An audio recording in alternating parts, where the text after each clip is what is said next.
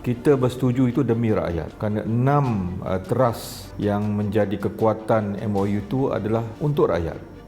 Apa yang PAS perjuangkan setelah mereka duduk dalam kerajaan, mereka tak boleh nak buat. Contohnya RU 355.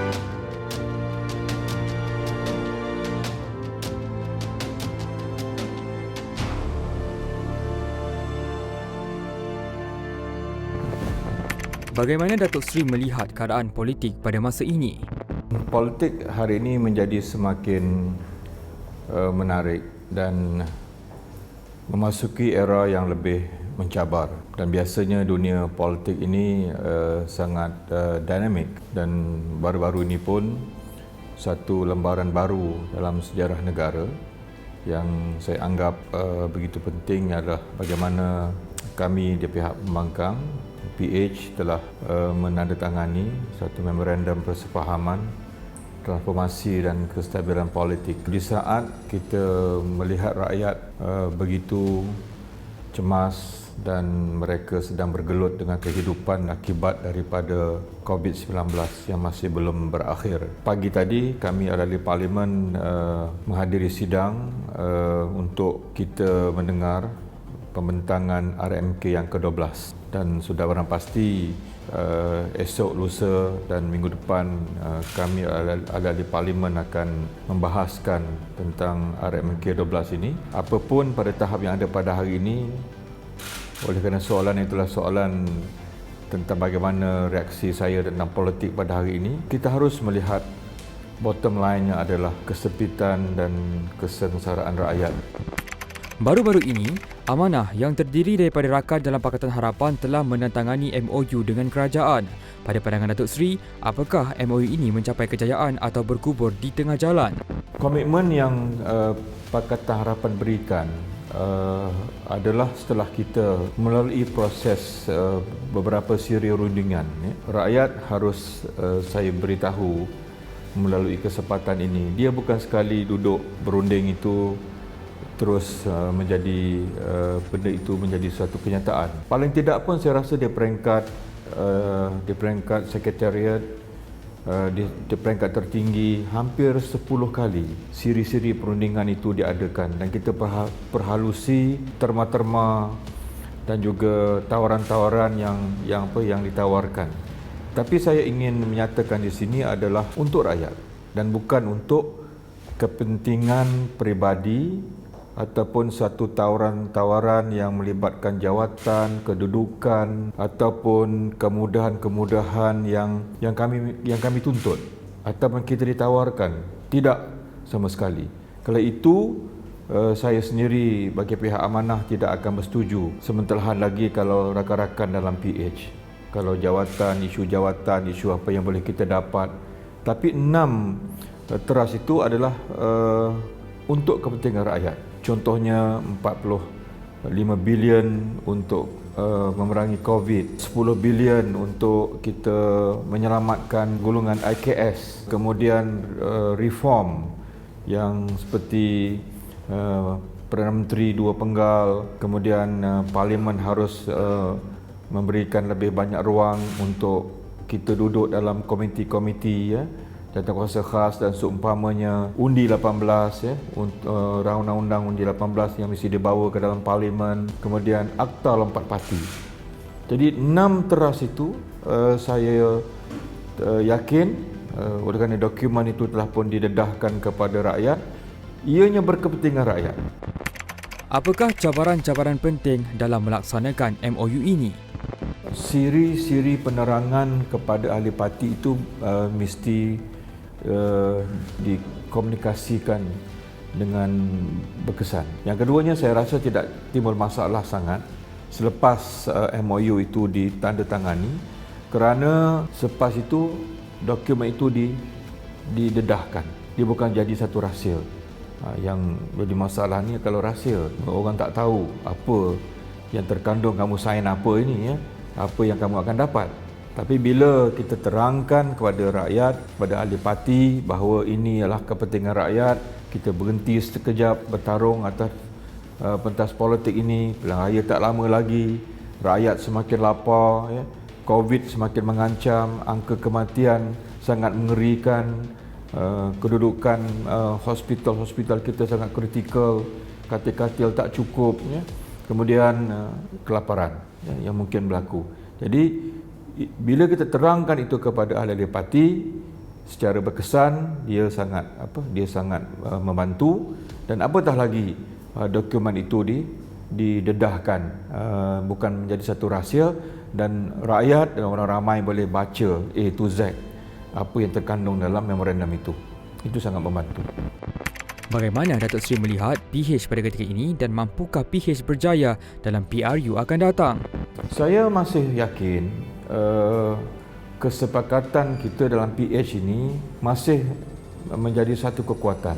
Yang penting adalah kita akan memastikan berlakunya pengukuhan, berlakunya apa yang dikatakan strategi yang betul, dan kemudian yang paling penting adalah pendekatan politik.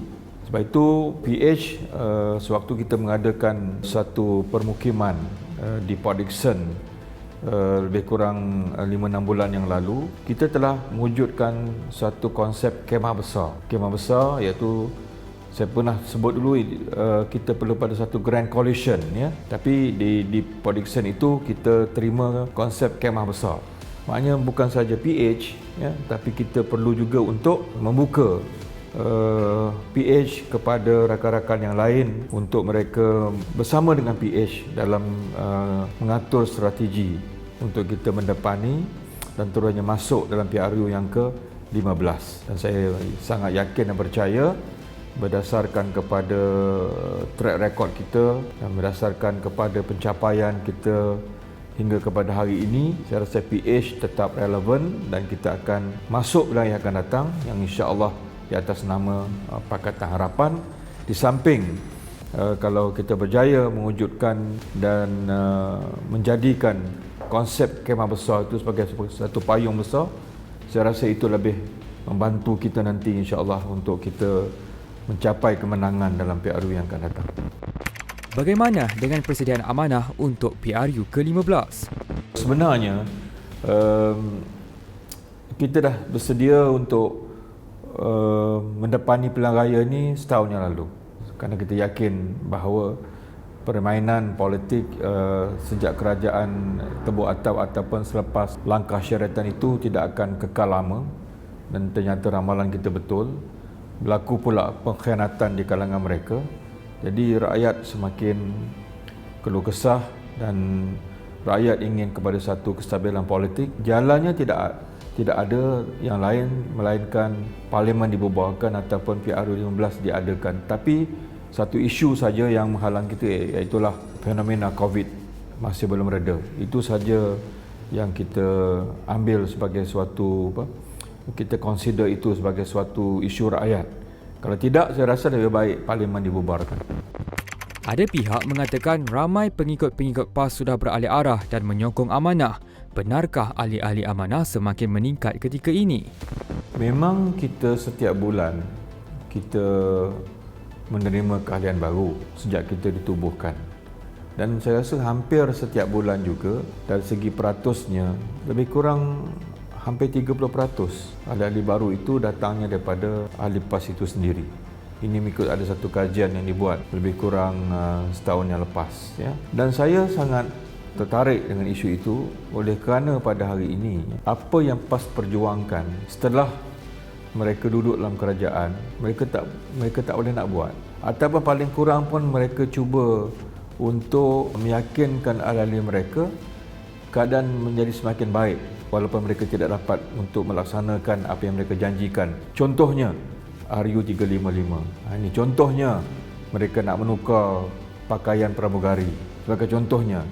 Kemudian mereka memainkan isu perkawaman atas kematian Allahyarham Adib pun mereka tidak berjaya. Yang paling terkesan pada hari ini, kalau saya boleh kongsi, terutama di negeri yang ke hardcore PAS ini, adalah isu judi. Isu judi ini semasa kita mengambil alih kerajaan dahulu, PH, saya salah seorang menteri kabinet. Menteri Kewangan membentangkan pada waktu itu, pada minggu pertama kita masuk kabinet, ada 22 kali cabutan judi. Jadi kita telah buat keputusan untuk dilihat kembali, turun kepada 12. Daripada 22 tu turun pada 12. Dan sebelum kita jatuh, dirampas, dia berlaku rampasan kuasa langkah syaratan, dia jadi 8. Jadi nampaklah usaha kita itu untuk kita, walaupun tidak berjaya membenteras 100%, tapi dia nampak penurunan yang ketara. Tapi hari ini saya diberitahu ada 6 syarikat besar yang diberikan lesen ini, ada 6 tapi beroperasi 5. Tak silap saya yang satu tu di Sarawak yang masih belum ada pengesahan. 5 kali 22, 100 lebih cabutan. Ini yang orang-orang PAS sendiri pada hari ini dah keluar suara daripada Dewan Ulama, pada Syura Ulama yang mengatakan apa yang mereka buat, apa yang menteri-menteri mereka buat dalam kerajaan setelah kamu masuk kerajaan. Ini telah menimbulkan satu fenomena baru dan satu perdebatan baru dalam PAS.